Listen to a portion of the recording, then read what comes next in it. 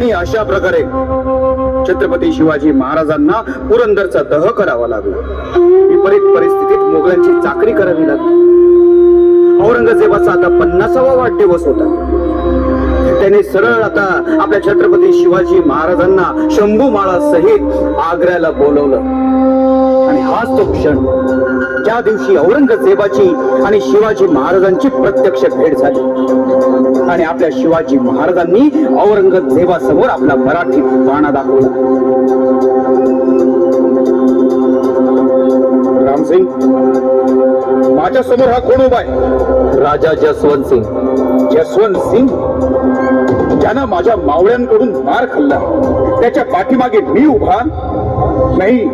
हम ये बर्दाश्त नहीं कर सकते, कभी नहीं. आमचा अपमान करायचा होता म्हणून आम्हाला इथे बोलवलात. कोंबडं झाकलं म्हणून सूर्य उगवायचा थांबत नाही. हा सह्याद्रीचा वाघ कोणापुढे कधीही झुकत नाही. शंभूबाळ, चला. जी आबासाहेब.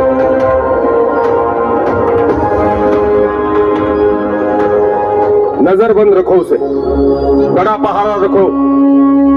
राम सिंह, तुम्हारे वालिद मिर्जा राजे, उन्होंने सिवा को